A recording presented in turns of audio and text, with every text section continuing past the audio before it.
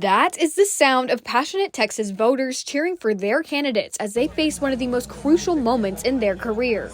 Republican incumbent Ted Cruz and Democratic Congressman Colin Allred are running for Senate. And like most modern politicians, they are not afraid to directly attack their opponent, especially after their first and only debate. But I know at the end I heard a voice over the loudspeaker calling out, "Clean up on aisle 9." I knew that he was getting cooked when he started yelling. But what does this kind of opposition mean for Texans?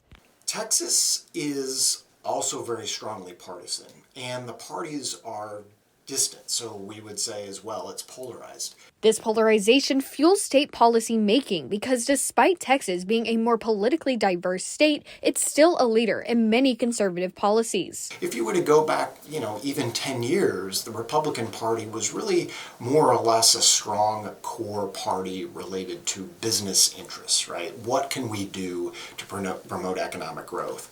But over the last few years, as the Democratic voices have dissipated, they're speaking out more on cultural issues and social issues, and so that pulls them further to the right. Despite this polarization, Cruz and his supporters still believe they speak for the majority of Texans. Listen, I think in Texas there's a lot of common sense that prevails.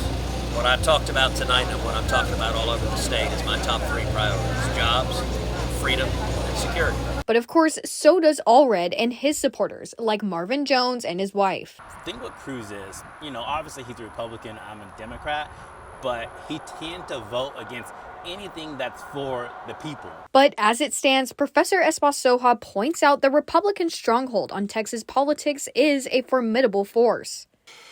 But the question when we're talking about partisanship and polarization, who's going to turn out to vote, and are there enough Democrats to be able to override the strength of the Republican Party in Texas? And I predict the outcome will be close, but I don't see anything yet that's pushing Allred to be able to overcome the dominance of Republicans in the state of Texas. With Mayborn School of Journalism, I'm Avery Callens.